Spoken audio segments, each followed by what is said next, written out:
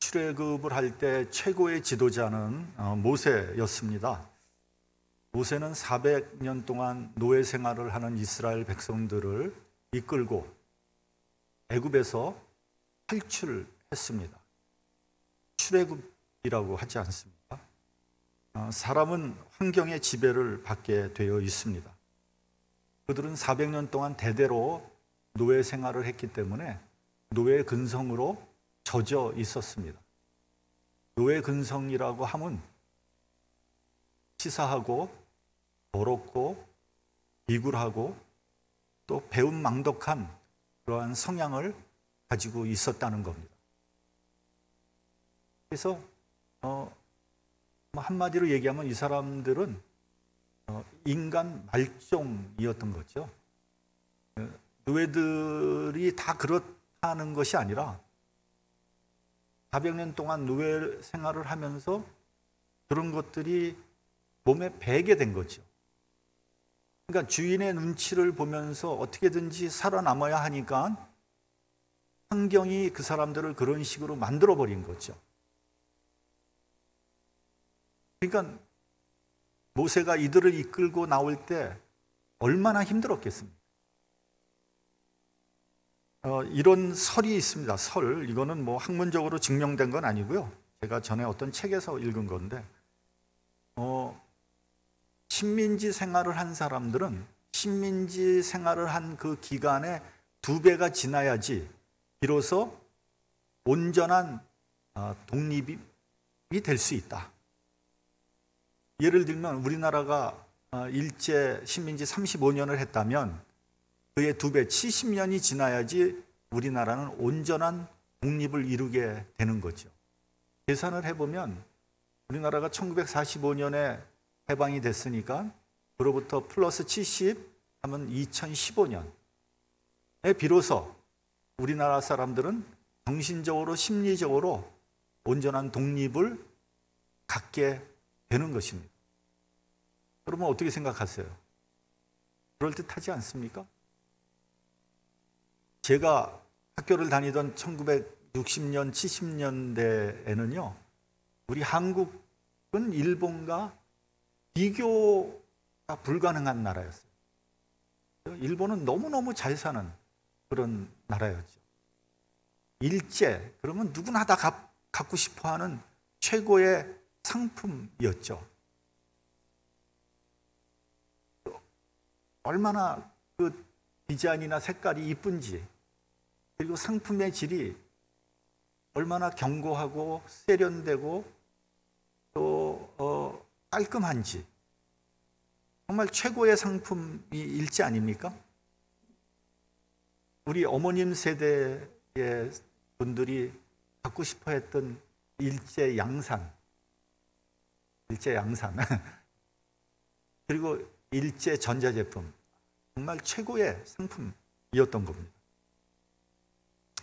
상품뿐만 아니라 여러 가지 면에서 비교할 수 없었습니다. 일본과 대등해진다는 것은 꿈에도 생각할 수 없는 그러한 사실이었죠. 그런데 그런 꿈 같은 일이 현실화 되었지 않습니까? 필리핀 같은 나라는 300년을 스페인의 식민지 생활을 하고 이어서 한 100년을 더 미국의 지배를 받았습니다. 인도 같은 나라는 영국의 200년간 식민지 생활을 했습니다. 그러니까 이 이론에 따지면 이들은 앞으로도 몇백 년을 더 있어야지 온전한 독립을 이루게 된다는 거죠. 그래서 그런지 필리핀이나 인도 같은 나라, 그런 나라, 그런 분들을 비하하는 건 아니지만 어떤 때 보면 참 한심하다. 왜 저럴까? 그런 생각을 우린 종종 하게 됩니다.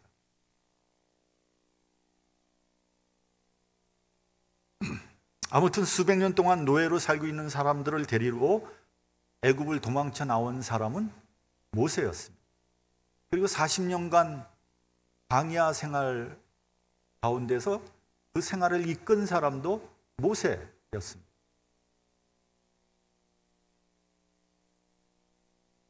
우리는 성경을 통해서 광야 생활의 단면을 엿볼 수 있습니다. 한마디로 하나님의 기적의 역사였던 거죠. 하나님께서는 낮에는 구름 기둥으로 밤에는 불 기둥으로 그들을 인도해 주셨습니다. 날마다 만나가 내렸고요. 또 물이 없을 때는 반석에서 생수를 나오게 했습니다. 고기가 먹고 싶다고 하니까 메추라기 떼를 보내주셨어요. 그래서 코에서 냄새가 나서 고기를 더 이상 먹지 못할 정도로 메추라기를 먹었다는 거 아닙니까? 그럼에도 불구하고 이스라엘 사람들은 항상 불평하고 원망했습니다. 그 불평과 원망으로 가득 찼어요. 지긋지긋하게도 말을 듣지 않았어요. 그런 이스라엘 백성들을 데리고 때로는 으르고 달래고 때로는 꾸짖고 벌을 주면서 모세는 그들을 가나안 입구까지 데리고 온 거예요. 그러나 모세는 가나안 땅에 들어가지 못하고 느보산에서 죽고 말았습니다. 모세는 탁월한 지도자였지만 거기까지였습니다. 모세가 위대한 지도자가 될 수 있었던 것은 저는 그의 비전에 있다 이렇게 생각을 합니다. 성경엔 나오지 않았지만 모세는 하나님께서 아브라함에게 약속하신 그 가나안 땅을 차지하겠다는 비전을 갖고 있었던 것 같아요. 감히 애굽에서 나올 수 없는 그런 노예 주제에, 그것도 천여 년 전에 아브라함이 약속받은 가나안 땅, 젖과 꿀이 흐르는 그 땅을 차지하겠다는 그런 꿈을 가지고 있었으니 이건 거의 불가능한 꿈인 거죠. 말도 안 되는 거죠. 그런데 결국 그 꿈을 이루어냈습니다. 물론 하나님께서 전적으로 이스라엘 백성을 인도하셨지만 저는 모세가 갖고 있는 꿈도 한몫했다. 저는 그렇게 제 나름대로 해석을 합니다. 며칠 전에 한국의 삼성 이건희 회장이 78세의 나이로 죽었습니다. 저는 그 사람 별로 좋아하지 않아요. 그러나 그 사람의 그 놀라운 비전만은 인정해야 된다. 저는 그렇게 생각을 합니다. 이건희 씨의 그 파격적인 그 꿈에 힘입어서 삼성전자는 그 일본의 소니를 추월했습니다.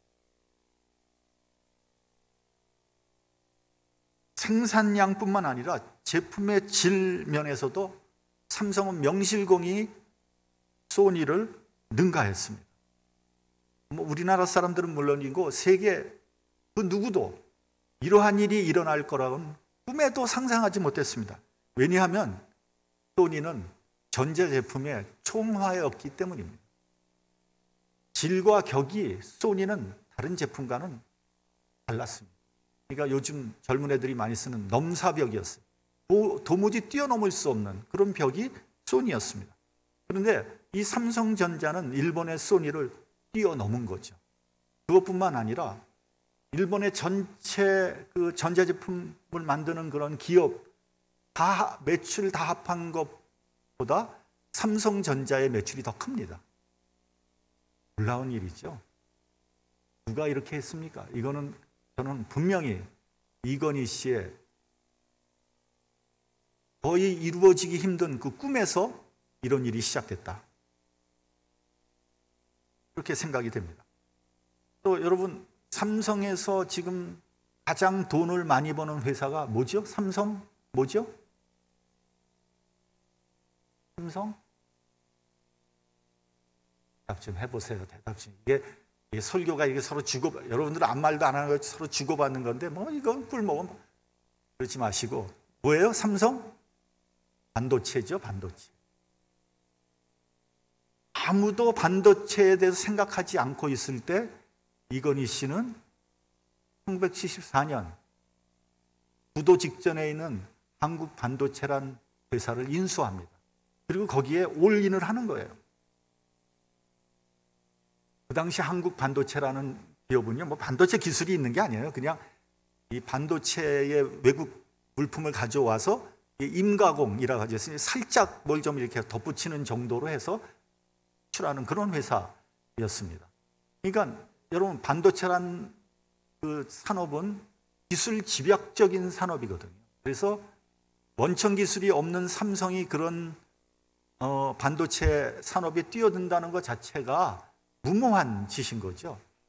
그 당시에 한국의 기술력과 일본의 기술력, 미국의 기술력의 차이는 무려 27년 차이가 났다. 27년.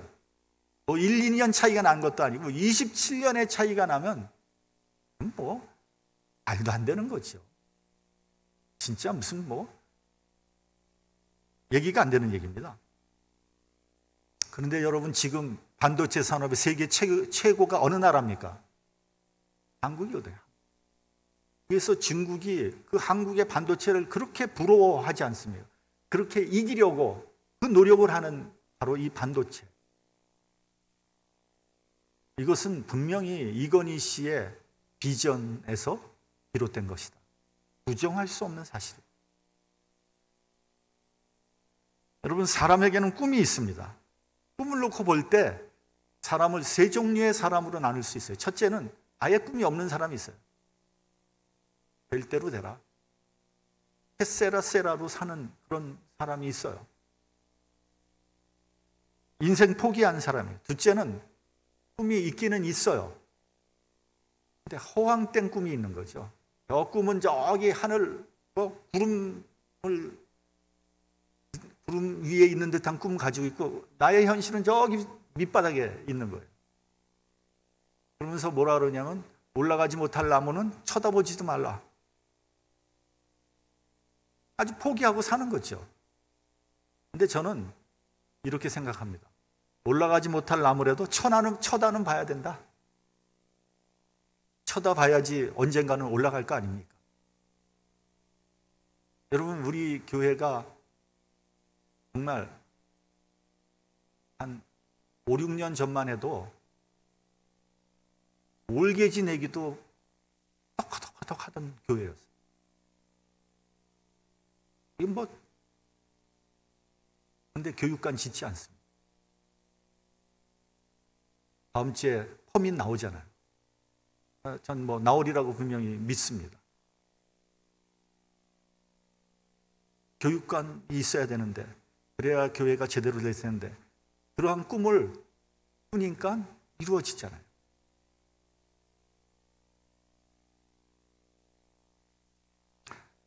세 번째는요, 꿈을 이루기 위해서 그 꿈을 현실로 바꾸려고 부단히 노력하는 사람이 있습니다. 근데 꿈을 이루기 위해서 노력하지만 기다릴 줄도 알아야 돼요. 하나님의 때, 하나님께서 기회를 주실 때까지 기다려야 합니다. 하나님께서 길을 열어주시면 그 다음에는 두려움 없이 담대하게 도전해서 그 꿈을 이루어내는 거예요.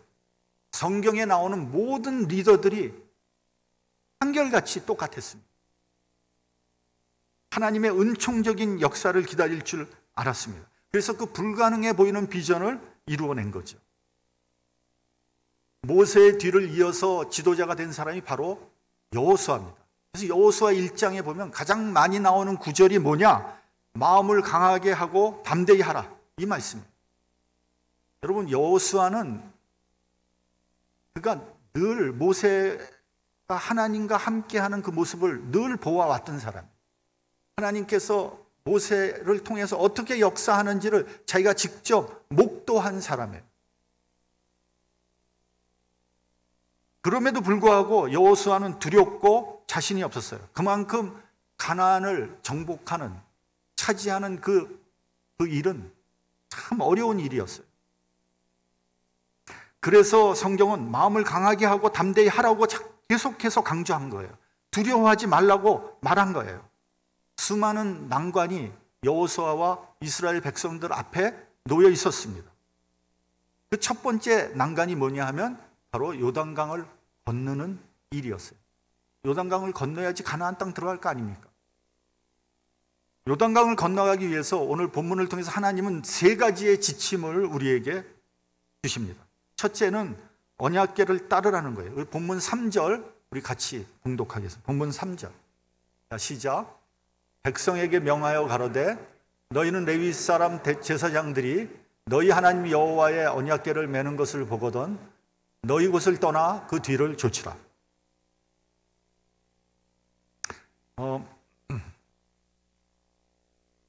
언약궤는 하나님 임재의 상징입니다. 하나님께서 이 사역에 함께 하시겠다는 거예요. 이어서 4절을 보면 언약궤와 그 거리를 2000규빗쯤 되게 하고 가까이 하지 말라 그랬어요. 한 규빗이 약 45cm 정도 되거든요. 2000규빗이니까 900m 정도 되니까. 그러니까 900m 정도 떨어져서 멀리서 뒤쫓아 가라는 거예요. 이 말씀은 무엇을 의미하는 걸까요? 우선 하나님은요, 거룩하고 신성하신 분이기 때문에 죄 있는 인간이 가까이 하는 것을 허락하지 않는 겁니다. 여러분, 죄와 하나님은 공존할 수 없습니다. 우리는 신앙생활 하면서 항상 성령 충만하기를 원하고 성령의 임재를 원하고 있습니다. 그러나 우리가 성령 받으려면 반드시 먼저 선행해야 되는 것이 있습니다. 그것이 뭐죠? 회개예요, 회개. 내 죄를 용서받지 않으면 성령께서는 절대로 임하시지 않습니다. 많은 사람들이 다른 사람들은 성령 충만하고 성령 받았다는데 나는 성령 아무리 기도해도 성령이 임하지 않는데요. 그런 분들은요, 내가 하나님 앞에서 정말 진실되게 회개한 적이 있는가를 한번 되돌아봐야 돼요. 왜냐하면 내 죄가 용서받지 않고는 성령께서 절대로 임하시지 않기 때문에. 둘째로 하나님께서 행하시는 역사를 멀리서 바라보라는 거예요. 그래야지 여러분 한두 사람도 아니고 수많은 이스라엘 백성이 하나님 법궤가 한 900m 정도 앞서서 가는 것을 모든 이스라엘 백성들이 볼 거 아닙니까? 하나님 하시는 일을 직접 보게 되는 거예요. 그래서 4절 후반부를 보면 그리하면 너희 행할 길을 알리니 너희가 이전에 이 길을 지나보지 못하였음이니라. 이 길은 한 번도 가보지 않은 길이에요. 미지의 전임미답의 그런 길이에요. 두렵고 떨리는 길이에요.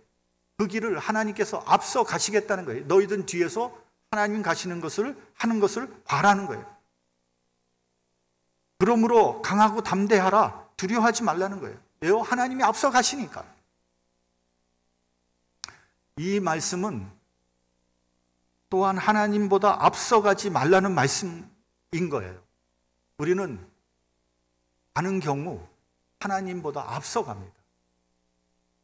그래서 일을 그르칠 때가 너무나 많습니다.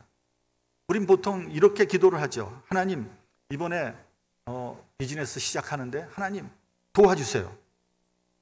하나님 도와주시면 내가 하나님 사역 열심히 하겠습니다. 근데 여러분, 그것은 선우가 바뀐 거예요. 여러분이 결정은 하나님께서 뒤처리해 주시는 분이 아니에요. 먼저 하나님의 일을 열심히 해보세요. 그럼 하나님께서 도와주실 거예요. 먼저 길을 열어달라고 기도해야 되고요. 지혜를 달라고 기도해야 됩니다. 하나님께서 앞서 가실 수 있도록 멀리서 기다려야 돼요. 하나님께서 인도하실 때까지 기다리는 그런 인내가 필요한 거예요. 잠언 3장 6절을 보면 너는 범사의 그를 인정하라. 그리하면 내 길을 지도하시리라고 했습니다. 아브라함과 사라가 하나님으로부터 아들을 주겠다는 그 약속을 받고 오랫동안 기다렸어요. 그러니까 자기 깐에는 기다릴 만큼 기다렸다고 생각을 했어요. 근데 아들은 생기지 않았어요. 그래서 결국 어떻게 합니까? 사라의 몸종인 하갈을 통해서 아들을 얻지 않습니까?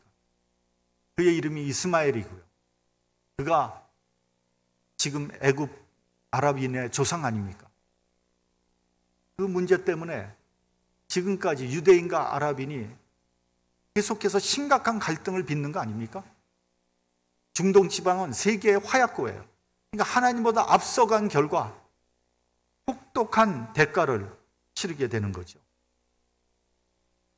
둘째는 너희 자신을 성결하게 하라고 했습니다. 본문 5절을 같이 봉독하겠습니다. 본문 5절.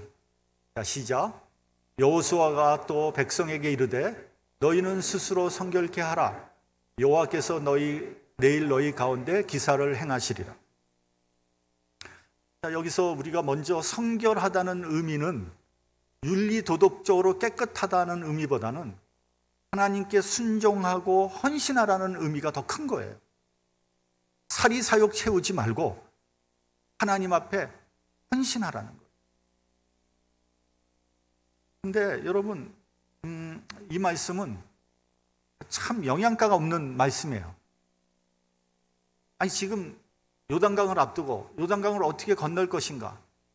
요단강을 건널 수 있는 뭐 어떤 묘수가 없을까? 뭐 이런 지금 응답을 원하는데 하나님께서 뭐라 그러냐면 너희는 스스로 성결케 하라. 아니, 이게 무슨 도움이 되냐고요? 요단강을 앞두고. 그렇지 않습니까? 어떤 구체적인 답을 주셔야지. 아니, 스스로 성결케 하라. 대단히 실망스러운 응답인 거죠. 여러분, 혹시 요단강 가보신 분들 있으세요? 우리 교인들 중에서 요단강 가보신 분들.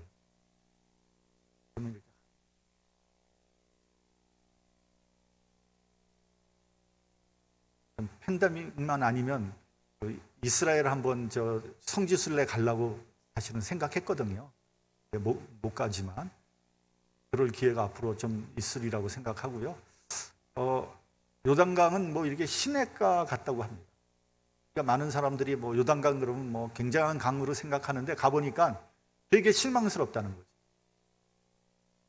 그런데요, 3000년 전의 요단강과 지금 요단강은 많이 달라요. 여러분, 3000년 전에 지금 이란, 이라크 있는데 유브라데 강 그쪽이 지금 다 사막화 됐거든요. 근데 3000년 전에요, 거기에 밀림이 있었다는 거 알아요? 밀림. 그래서 그 중동 지방에 지금은 사자가 없지만 그 당시 사자가 많았어요. 여러분, 삼손이 뭐 사자도 왼손으로 때려잡고 뭐 이런 이야기 나오잖아요. 이스라엘에 무슨 사자가 있겠어요? 근데 그 당시에는 있었다.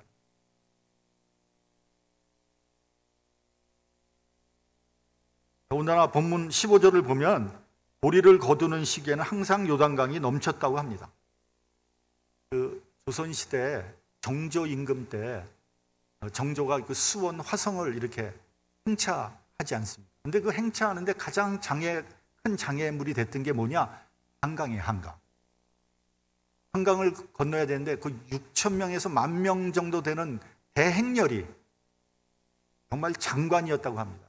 정말 그때 조선시대 1800년대에 모든 사람들이 나와서 그 광경을 다 봤다는 거 아니에요.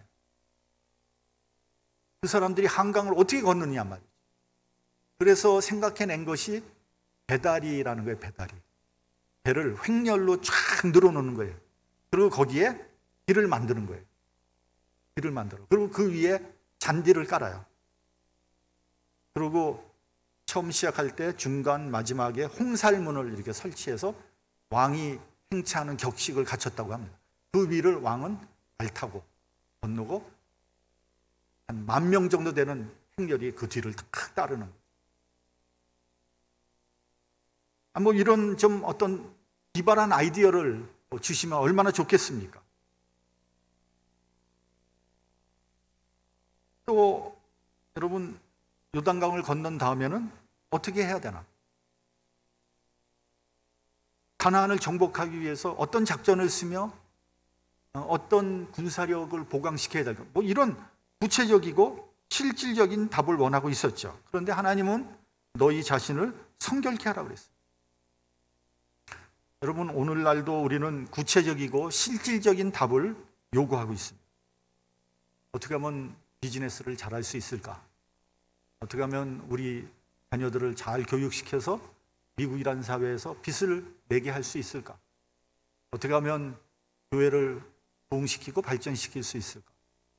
어떻게 하면 부자가 될 수 있을까? 이런 구체적인 답을 요구하고 있단 말이죠. 여러분, 그 서점에 가면 한때, 요즘도 그런지 잘 모르겠습니다만, 교회를 어떻게 부흥시키고 발전시킬 것인가 라는 책이 많이 나와 있었어요. 그러니까 소위 한국에서 대형 교회 목사님들이 나는 이렇게 목회했다, 이거를 이제 뭐 자랑 삼아 책을 만들어내는 거죠. 그러면 많은 목사님들이 그 책을 이제 사서 보는 거죠. 이 목사님은 어떻게 해서 교회를 이렇게 부흥시켰을까? 궁금할 거 아니겠어요? 그리고 그 책을 통해서 나는 뭘 배울 수 있을까? 어떤 특별한 프로그램이 있었을까? 저도 몇 권 사서 봤죠. 그래서 한때 유행한 것이 있는데 그게 뭐냐면 소위 가정교회라는 거예요. 저도 그 책을 사서 봤습니다만, 그래서 어떤 목사님이 저에게 말하기를 어디에 있는 어느 목사님이 가정교회를 해가지고 교회가 크게 부흥했다는 거예요. 그러면서 나도 가정교회를 해서 우리 교회도 한번 부흥을 시켜보겠다는 거예요. 그래서 제가 그 목사님한테 이렇게 얘기했어요. 그 목사님은 그 가정교회 안 해도 일반 목회해도 부흥할 거야. 여러분, 부흥하는 교회보다 더 중요한 것은 인격적인 목회 아니겠습니까? 이것은 마치 부자가 되는 것보다 더 중요한 것은 행복하게 사는 거 아니겠습니까? 부자가 돼서 돈 때문에 뭐 애들은 애들대로 난리치고 말이죠. 부부는 그냥 그렇게 되면 그 돈이 무슨 소용이 있겠어요? 차라리 돈 없는 게 낫죠. 행복하게 사는 게 낫지 않겠습니까? 어느 교회 전도사가 이제 목사 안수를 앞두고 이제 앞으로 목회를 하면 어떤 목회를 할 것인가? 큰 목회를 하고 싶은 거예요. 그래서 이제 유명한 목사님들의 뭐 책도 보고 연구를 많이 한 거예요. 근데 그 당시에 가장 부흥하는 교회는 여의도 순복음교회, 조용기 목사님이잖아요. 그래서 이 사람은 시간 날 때마다 여의도 순복음교회를 가서 그 조용기 목사님은 어떻게 하나, 그걸 이제 연구하고 조사한 거예요. 그랬더니 조용기 목사는 항상 설교하기 위해서 단위에 올라가면 이게 딱 올라서서 좌중을 쫙 이렇게 보더라는 거예요. 그리고 딱 보고 난 다음에 손을 탁 들면서 할렐루야 그러더래요. 바로 이거구나. 야, 얼마나 카리스마가 있냐. 저런 카리스마가 있어야지 교회가 부흥할 거다. 나도 저렇게 하겠다. 그렇게 이제 결심을 한 거예요. 근데 어느 날 드디어 본교회에서 설교의 기회를 준 거예요. 모든 성도들이 있는데 설교 기회를 주니 부푼 거죠. 내가 한번 내 카리스마를 보이겠다. 설교해가지고 다 뒤집어 놓겠다. 그래서 올라서가지고 성도들을 좌서부터 우까지 그냥 쫙 갔다는 거예요. 그리고 그냥 조용기 목사님 목소리 비슷하게 흉내를 내면서 할렐루야 그랬다는 거예요. 그랬더니 거기 성도들이 이렇게 보더니 저 전도사가 오늘 뭘 잘못 먹었나? 그러면서 킥킥거리면서 웃더라는 거예요. 그 목사님이 직접 한 얘기예요. 얼마나 창피하든지. 여러분, 어려운 문제를 놓고 하나님 앞에 기도합니까? 구체적인 답을 원하고 있습니까? 하나님께서 이렇게 말씀하실 거예요. 내 자신을 성결케 하라. 요단강을 건너고 나서 사심을 버리지 못한 사람이 한 사람이 있었습니다. 누군지 아시죠? 유다 지파의 아간이라는 사람. 여리고를 무너뜨리고 전리품을 챙기는 과정에서 아간은 사심이 발동했어요. 그래서 몇 가지 물건을 감춰뒀습니다. 황금 한 덩어리, 은 200세겔, 좋은 외투 한 벌. 근데 그것이 발각돼서 비참하게 처벌을 받게 되죠. 이 아간의 범죄로 말미암아 하나님은 이스라엘 자손에게 매우 진노했고요. 그 결과 아이라는 조그만 성에서 패배를 당하게 됩니다. 인간적인 능력이나 지혜보다 더 중요한 것은 하나님께서 그 앞길을 인도해 주는 겁니다. 근데 하나님께서 앞길을 인도하려면 어떻게 해야 되겠습니까? 내 자신이 성결해야 되지 않겠습니까? 내가 사리사욕에 가득 차 있고 그냥 돈에 눈이 벌게 있는 사람을 하나님께서 앞길을 인도하시겠어요? 안 하죠. 셋째로 제사장들은 언약궤를 메고 요단강으로 들어가라고 했습니다. 여호수아는 제사장에게 명령을 내립니다. 언약궤를 메고 요단강으로 들어가라. 그러면 창일하게 흐르던 요단강이 멈춰 서게 될 것이고 그 사이에 난 마른 땅으로 이스라엘 백성들이 건너가게 될 것이다. 때는 밀과 보리를 추수하는 시기였고요. 강물이 언덕에 넘쳤다고 했습니다. 늦은 비가 내리면서 강물이 크게 불어났고요. 강물이 도도히 흐르는데 언약궤를 짊어지고 강물로 들어간다는 것은 대단히 두려운 일이었습니다. 그러나 그들은 한 걸음 한 걸음 강물 속으로 들어갔습니다. 순종의 발걸음이었고 믿음의 발걸음이었습니다. 마음으로 믿는 것은 쉽지만 실행으로 옮기는 일은 결코 쉬운 일이 아닙니다. 그들은 하나님 말씀을 믿고 의심과 불신, 두려움을 걷어내고 담대하게 강물 속으로 들어갔습니다. 그러자 넘실거리던 요단강이 멈춰 섰습니다. 요단 강물이 갈라졌습니다. 하나님의 기적이 나타난 거죠. 이스라엘 백성들은 그 가운데 마른 땅을 건너갔습니다. 여러분, 우리 앞에는 수많은 문제와 난관들이 있습니다. 우리가 살다 보면 건너야 할 요단강이 있습니다. 우리의 실력으로는 요단강을 건널 수 없습니다. 어떻게 해야 됩니까? 우린 보통 이렇게 기도를 합니다. 하나님, 이 문제를 해결해 주세요. 내 실력으로는 불가능합니다. 길을 열어주세요. 하나님 역사해 주세요. 하나님 살아계심을 보여주세요. 그러고 주여 삼창하고 요단강아 물러 갈라질지어다. 근데 여러분, 하나님은 우리에게 반대로 말씀하고 계십니다. 네가 먼저 발걸음을 옮겨라. 그러면 하나님의 영광을 보게 될 것이다. 우리는 먼저 하나님 영광 보여주세요. 그러면 제가 믿겠나이다. 여러분, 그것은 믿음이 아니고요, 확인이에요. 확인. 하나님께서 원하시는 믿음은요, 결단할 순간 결단하라는 거예요. 하나님께서 끝까지 인도하시지 않습니다. 마지막 순간 내가 믿음의 발걸음을 옮겨야지 하나님의 기적을 경험할 수 있는 거예요. 하나님의 사람이라면 누구나 나름대로의 비전을 가지고 있어야 됩니다. 이 비전은 세상적인 비전을 얘기하는 게 아니에요. 하나님 안에서 내가 그리스도의 사역을 어떤 것을 할 것인가라는 그러한 비전을 말씀하는 겁니다. 나는 어떤 비전을 가지고 있습니까? 그저 아무런 비전 없이 그냥 매일 왔다 갔다만 합니까? 그렇다면 나의 신앙을 한번 되돌아봐야 됩니다. 그 비전을 이루려면 첫째, 하나님께서 함께 하여야 합니다.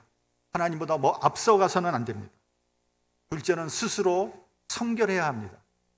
사리사욕을 버리고 하나님께 순종하고 헌신해야 됩니다. 셋째는 결단할 때 결단해야 됩니다. 믿음의 발걸음을 옮기는 것입니다. 그러면 요단강이 갈라지듯이 내 앞에 있는 난제와 문제들이 해결되는 것을 경험하게 될 것입니다. 곤란하고 어지럽고 두려운 세상에서 믿음으로 담대하게 앞으로 전진하는 저와 여러분이 되시기를 주님의 이름으로 축원합니다. 기도하겠습니다.